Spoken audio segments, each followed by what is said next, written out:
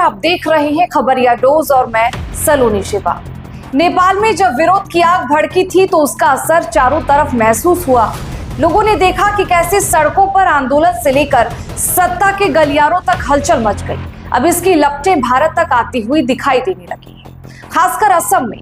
यहां अनुसूचित जनजाति का दर्जा देने को लेकर पुराने वादों को पूरा न करने पर लोगों का गुस्सा फिर से फूट पड़ा। दो बड़े समुदाय मोरान और कोच राजबोंगशी ने धुबरी और तिनसुकिया जैसे जिलों में जोरदार विरोध प्रदर्शन किया।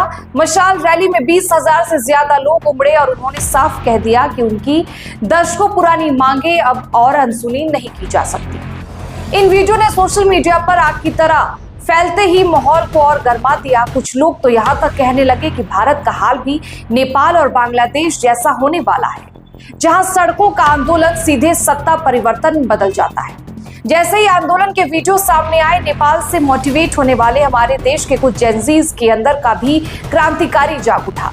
वोट चोरी का नैरेटिव सेट करने पर भी जब फायदा नहीं मिला तो असम का हाल देख विपक्ष भी तालियां बजाने लगा।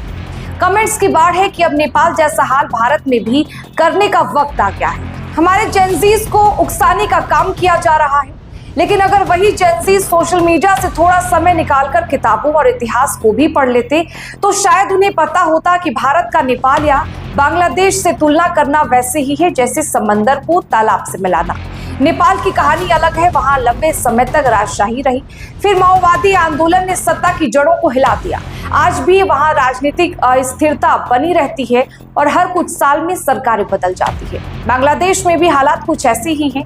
वहां का इतिहास सैन्य शासन, दो बड़े दलों की आपसी में खींचतान और बार बार होने वाले हिंसक आंदोलनों से भरा पड़ा है। ऐसे हालात में स्थिर लोकतंत्र जड़ें नहीं पकड़ पाया। अब जरा भारत की तस्वीर देखिए। यहाँ लोकतंत्र कोई कागज पर लिखा वादा नहीं है, बल्कि लोगों की रोजमर्रा की जिंदगी का हिस्सा है। आजादी के बाद से लेकर अब तक भारत में सत्ता केवल वोट से बदली है, लाठी डंडों और आगजनी से नहीं। यहाँ का संविधान दुनिया से सबसे बड़ा और सबसे मजबूत माना जाता है। यही वजह है कि अलग अलग भाषाएं, धर्म, जातियां और परंपराएं होने के बावजूद भारत एक साथ खड़ा है। अगर गलती से भी किसी वजह से भारत में नेपाल या बांग्लादेश जैसी हालत बन भी गए, मतलब राजनीतिक अस्थिरता, बड़े पैमाने पर हिंसा, प्रशासन का टूटना, तो सबसे बड़ा नुकसान सीधे आम जनता को होगा।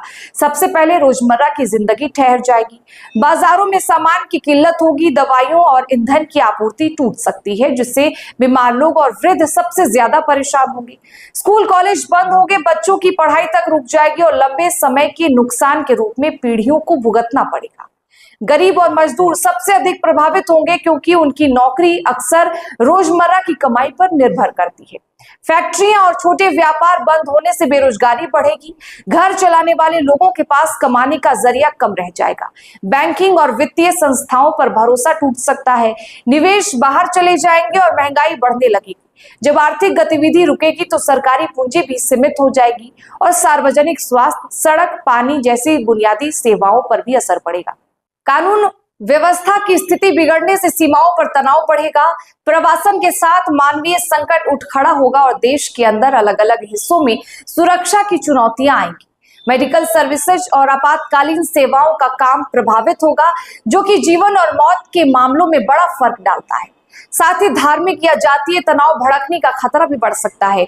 ऐसे में समुदायों के बीच भरोसा टूटता है और पुरानी रंजिशें फिर जिंदा हो सकती हैं। अगर किसी भी कारण से देश अस्थिर हुआ तो सबसे ज्यादा कष्ट वही सहेंगे जो कम आवाज रखते हैं, यानी गरीब, बूढ़े, बच्चे और रोजगार पर निर्भर परिवार। इसलिए क्रांति का उत्साह अगर सकारात्मक दिशा में लगाना हो तो सबसे पहली जरूरत है समझदारी, इतिहास पढ़ना, संस्थाओं को जानना और विरोध को लोकतांत्रिक तरीके से चलाना। सोशल मीडिया पर आग फैलाना आसान है, पर असली जिम्मेदारी तब दिखती है जब वही आग समझ, संवेदनशीलता और ज्ञान से बुझाई जाए, ताकि नुकसान जनता का ना हो और बदलाव स्थायी और संवैधानिक रास्ते से आए। तो जब भी कोई कहे कि भारत का हाल नेपाल या बांग्लादेश जैसा हो जाएगा या आपको भड़काए, तो याद रखिए, भारत का लोकतंत्र एक जड़ से जुड़ा हुआ पेड़ है, जिसकी जड़ों को काटना नामुमकिन है। यहाँ विरोध की मशाल, रैलियां होती रहेंगी, आवाजें उठती रहेंगी, लेकिन सत्ता बदलने का एक ही रास्ता, लोकतांत्रिक चुनाव। यही इस देश की असली ताकत है और यही वजह है कि नेपाल जैसे हालत भारत में कभी नहीं आ सकते। फिर हाजिर होंगे तमाम सुलगते सवालों के साथ। तब तक बने रहें हमारे साथ और देखते रहें खबरिया डोज।